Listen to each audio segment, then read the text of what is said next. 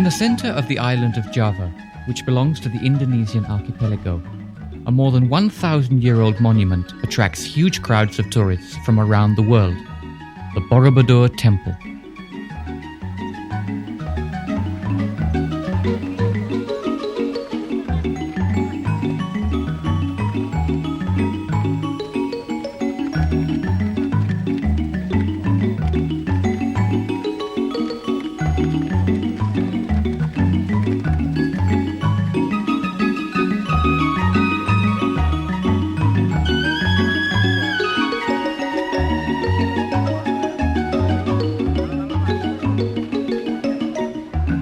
One of the main attractions of the Borobudur is the statue of a Buddha, said to be the popular shadow play hero Bhima, sitting in his bell-shaped stupa.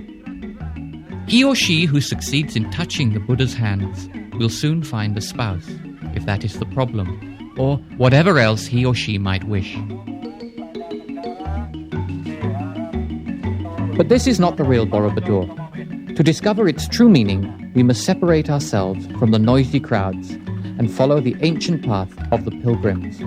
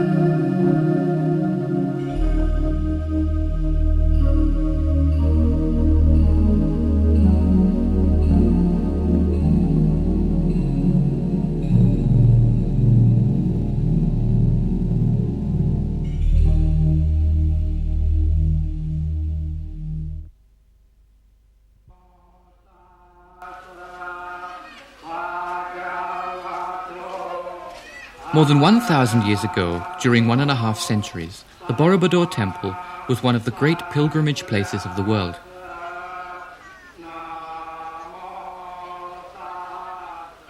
For days, weeks and months, people travelled by boat, walked, went on horseback, or rode elephants in order to find the enlightenment which is contained in this monument. Can this enlightenment still be found by us who live in the present-day world?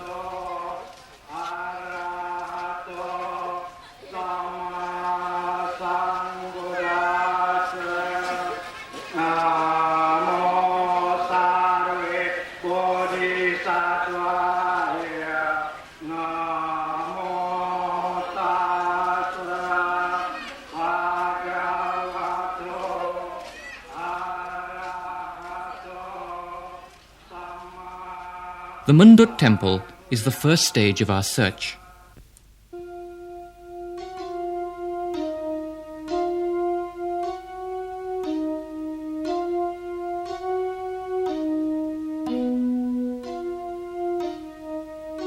Here we are challenged by a variety of animal stories.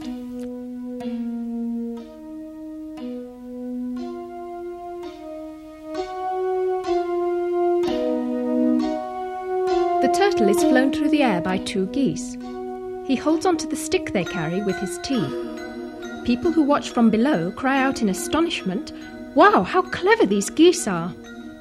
This hurts the turtle because he feels that the praise should be addressed to him. He cannot refrain from shouting back, "No, not the geese, this was my idea." He opens his mouth and falls to his death.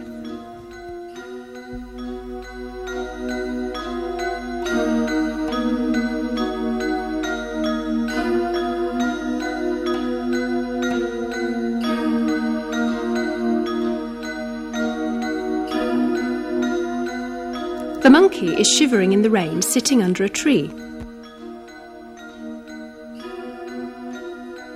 The bird asks him, "Why did you not build a house during the dry season, such as I did?" This makes the monkey so mad that he destroys the bird's nest. Now both of them are suffering from the rain. Sometimes it might be better to help than to convert.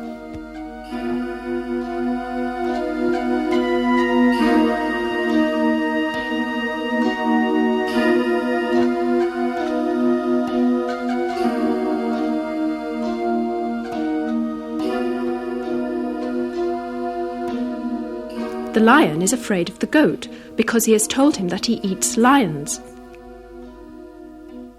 This makes the monkey laugh. He offers himself to accompany the lion. In order to make the lion feel safe, the monkey ties himself to his belly. Then both of them approach the goat. But the lion is still afraid and runs away, dragging the monkey along the ground until he dies. Collaboration with the strong is not always the best choice.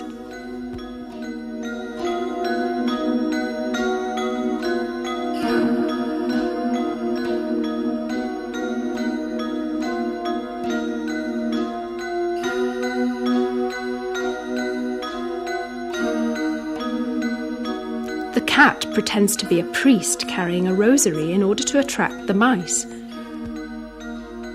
However, one of the mice is very clever.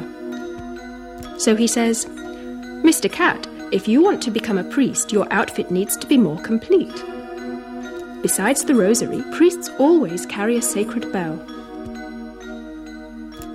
The cat agrees to be given a bell. From now on, the mice can always tell when he is coming, and they run off in time. He who tries to deceive easily gets deceived himself.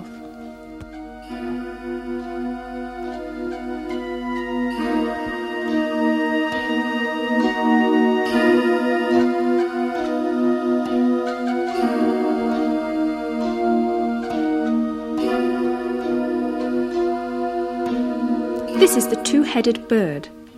The head on top always gets delicious fresh fruit, while the bottom head only gets the leftovers. All the bottom head's protests are in vain, since the top head merely says, "It doesn't matter, all is going to the same stomach." In his despair, the bottom head eats poisonous mushrooms, and the bird dies with both of his heads.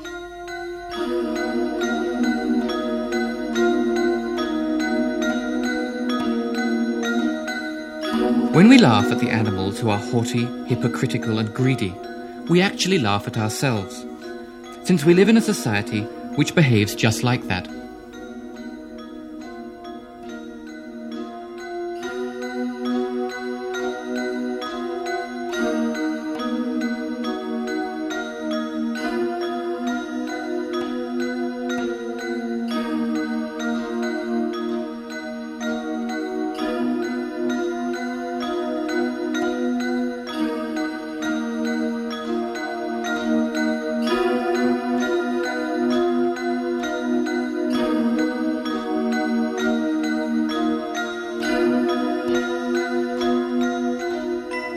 Inside the Mundut temple, we encounter Buddha, who has overcome all the contradictions in society.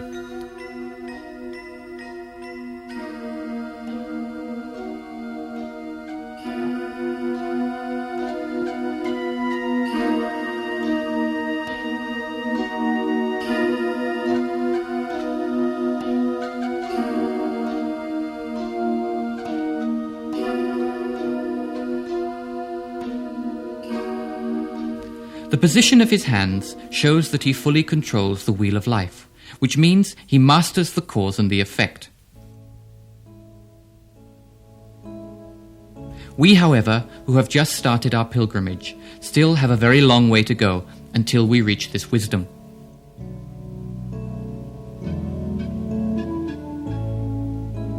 This map shows the location of Mundut, with the two rivers Elo and Progo. Halfway to Borobudur, the road passes another temple, which is called Pawan.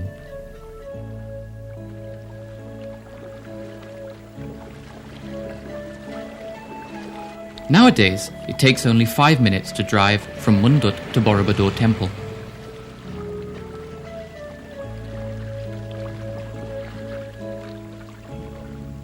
But formerly, the pilgrims had to descend the valley and cross the river Elo, climb up, descend again, cross the river Progo, and then climb up again.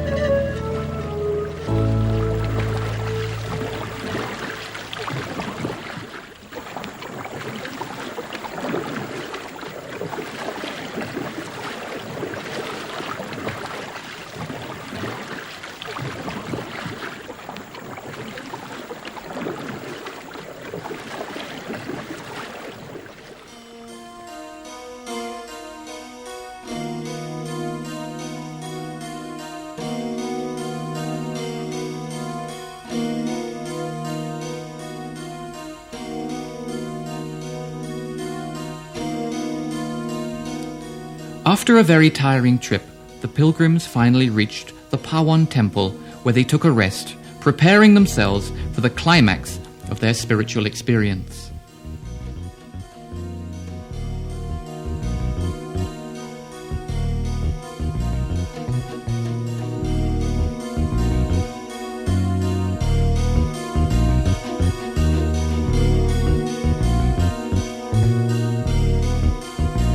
Through the animal stories at Mendut Temple, we have become aware of some contradictions in our society.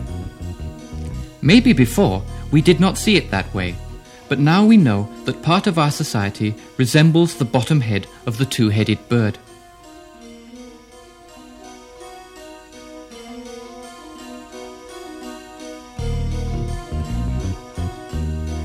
The top head caused the sufferings, but he who suffered was the bottom head.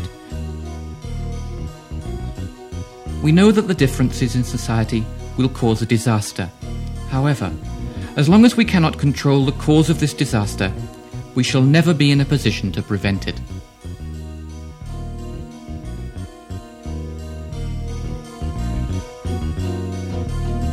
The law of cause and effect is called karma. Uncontrolled passion, haughtiness, hypocrisy, and greed are the cause which brings about as its effect suffering, misery, and death.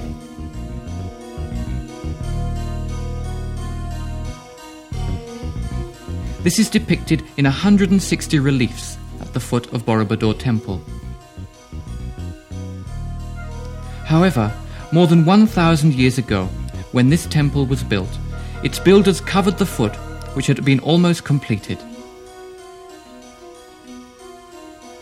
So now most of these reliefs cannot be seen anymore. Only one corner has been reopened for the visitors. Perhaps the foot was covered just for technical reasons. It really needed to be buttressed, because otherwise the temple might have fallen down. But maybe the builders of the Borobudur had some other reasons too, which we don't know. Above the covered foot, there are 4 galleries where we can find 1,300 reliefs.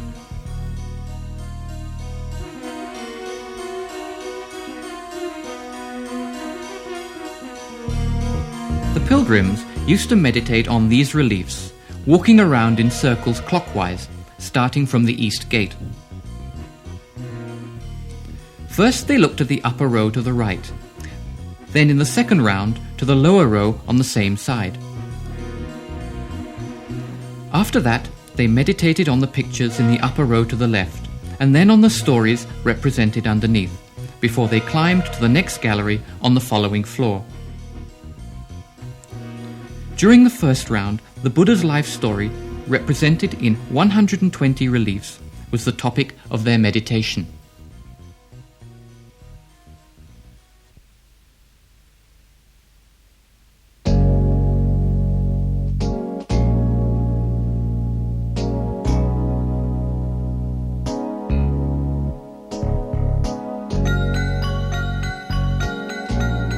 This relief tells the story of Queen Maya, who is to become the Buddha's mother. She is in the middle of dreaming.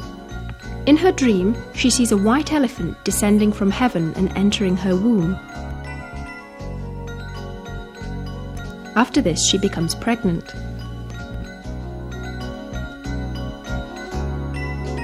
When it is time to give birth, Maya has to go to a specific place, the Lumbini forest.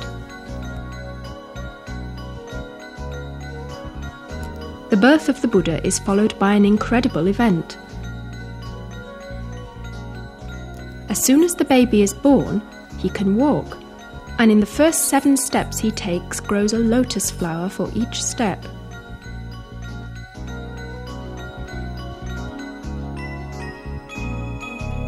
The Buddha isn't raised by his mother, but by his aunt, since Queen Maya died just after giving birth. The 3 people here are 3 gods who come to visit.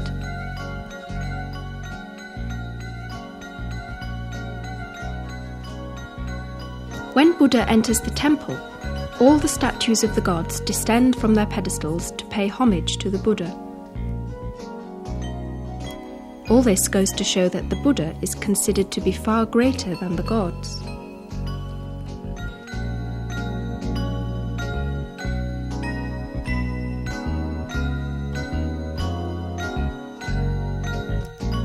As the Buddha gets old enough, he is encouraged to marry.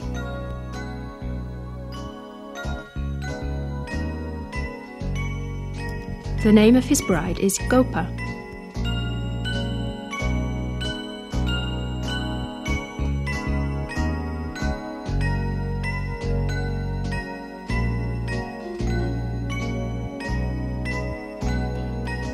After their marriage, the king gives them 3 palaces as a gift.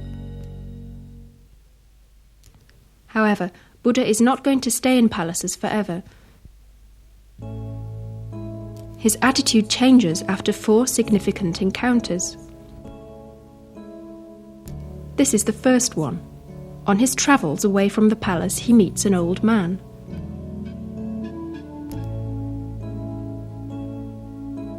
Then he meets a sick person.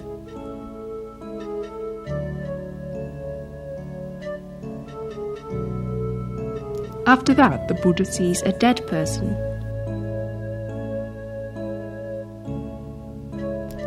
Old age, sickness, and death are all things that people fear, including the people back at the palace. After these 3 encounters, he meets a monk.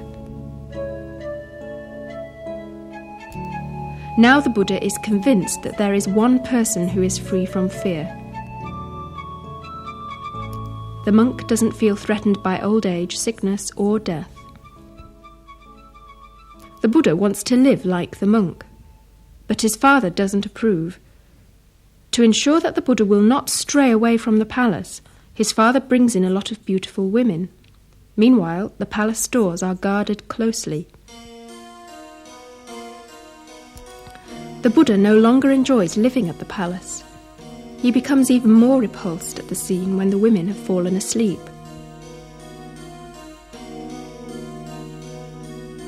He manages to escape while the guards are asleep.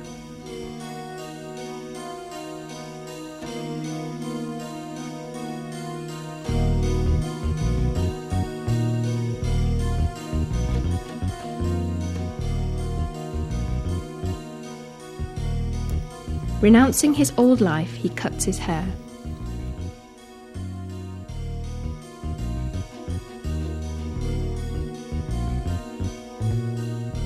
Five disciples have joined him, and together they undertake a heavy fast.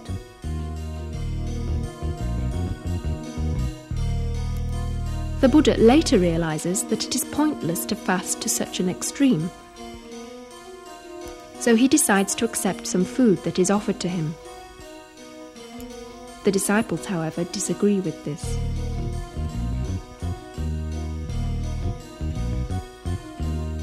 Here the Buddha is washing the clothes of a dead slave, which later he wears himself. From now on, the Buddha wants to live in solidarity with the poor. The Buddha doesn't want to own anything. However, when a straw cutter gives him a cushion of braided grass, the Buddha accepts the gift.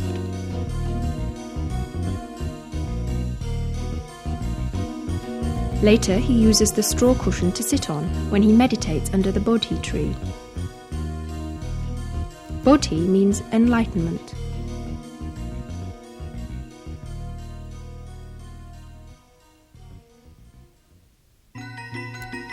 His meditation doesn't always work out smoothly. At a certain stage, the Buddha is attacked by the evil goddess Mara and her troops. But the Buddha is not impressed by Mara. The arrows shot at him are turned into flowers.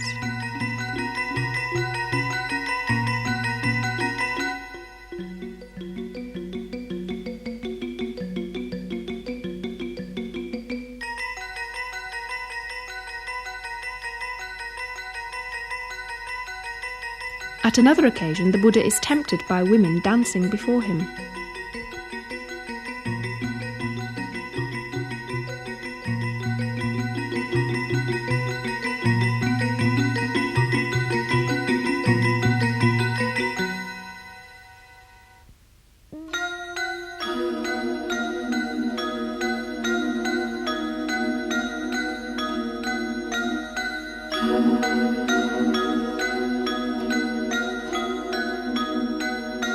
After all of these distractions are overcome, here under the Bodhi tree, the Buddha attains enlightenment and finally becomes Buddha, which means the enlightened one.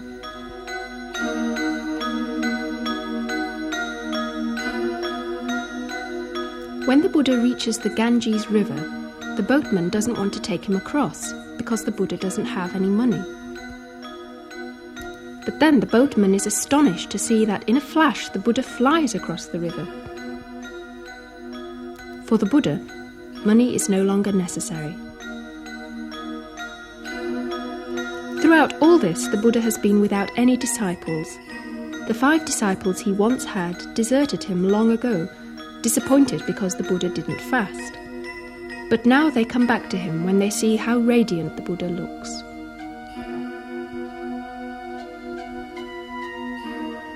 We have finished the first round. Buddha's life story ends here with his first sermon. The pilgrims don't need to know the rest.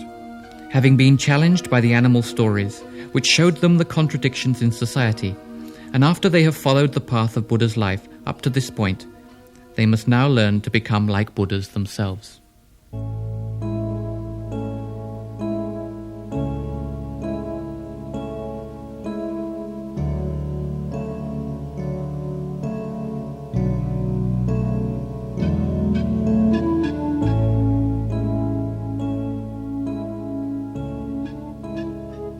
Before climbing up to the next gallery, there are still 3 rounds to make on this floor to see the lower row of reliefs to the right and to the 2 rows on the left.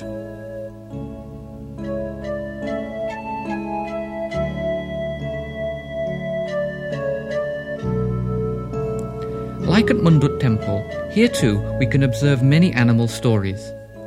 These are incarnations of the Buddha before he was born as a human being.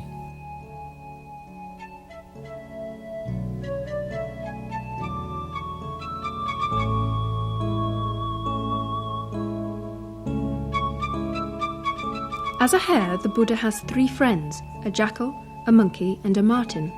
When a priest gets lost in the forest, each of the friends offers him something. The jackal a jug of milk, the monkey fruit, and the marten 7 fish.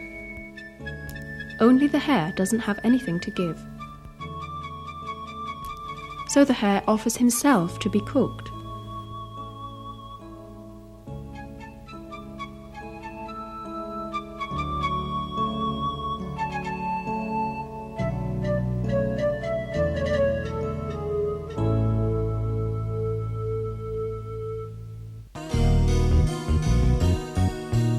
When there is a forest fire, the Buddha appears as a young quail who is still very weak.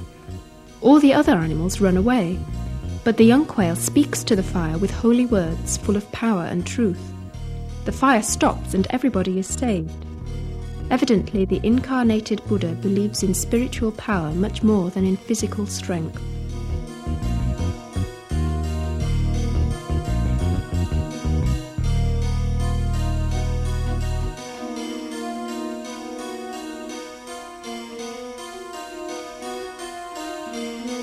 As a deer, the Buddha has 8 legs. When he gets tired, he can turn over and use the 4 legs he has on his back. On a certain day, he is pursued by a king hunting in the forest. The 8-legged deer never gets tired, but the king is soon at the end of his strength and falls into a ravine. Rather than profiting from this situation by running away, the 8-legged deer saves the king.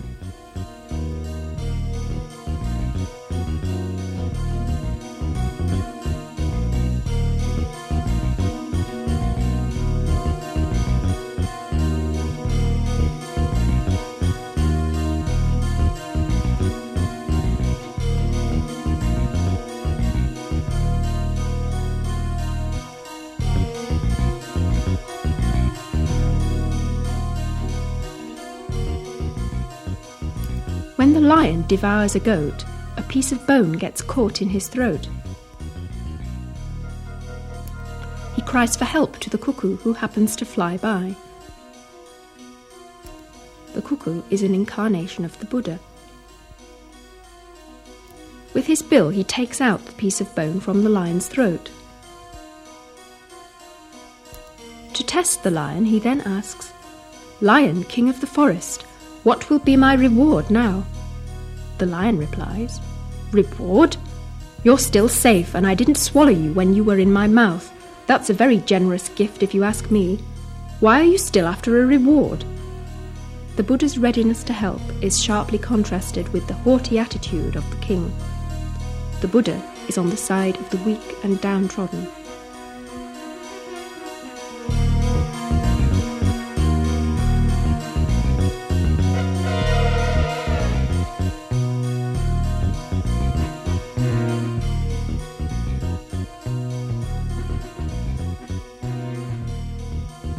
When a group of tradesmen gets shipwrecked, the Buddha incarnated as a giant turtle saves them by carrying them on his back to the shore. There the tradesmen get hungry. Noticing this, the turtle offers himself as food.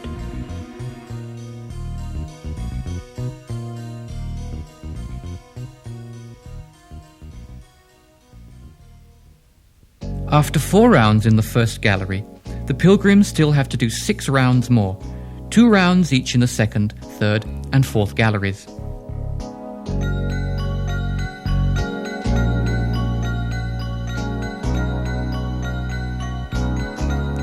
In these galleries, the story is told of a tradesman called Sudhana, who chooses to become a Buddha. On his journey, he visits 55 good friends, that is to say, 55 wise persons to take their advice.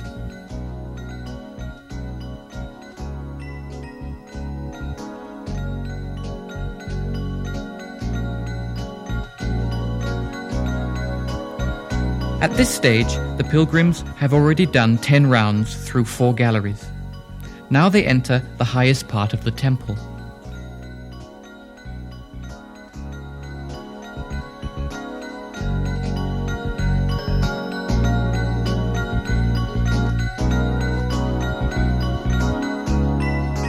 Kala, the powerful god of time, with his huge mouth swallows all the hindrances of the past.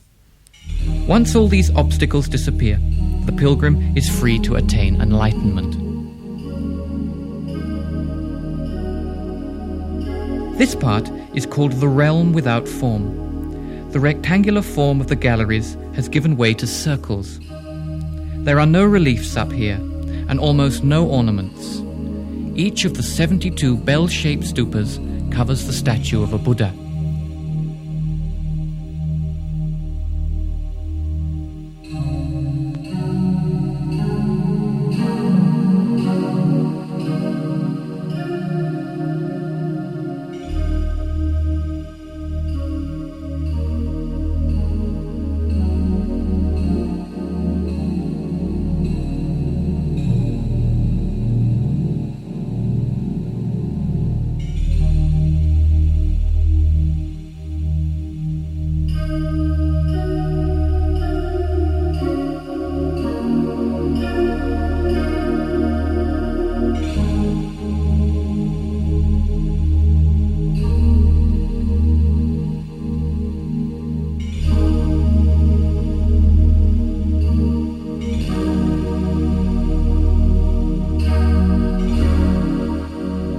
higher we climb, the calmer it gets. The holes at the stupas below are diamond-shaped, but the holes at the stupas in the highest row are restful squares, showing that the final calmness has now been reached. Besides the 72 stupas arranged in circles of 32, 24 and 16, there is still one more, the main stupa. This stupa is empty. Whether originally there was meant to be something in it, we don't know. Maybe there doesn't need to be anything inside this stupa. The emptiness represents perfection, true perfection which needs no further explanation. At this stage, the pilgrims feel that they have finally reached the destination of their pilgrimage.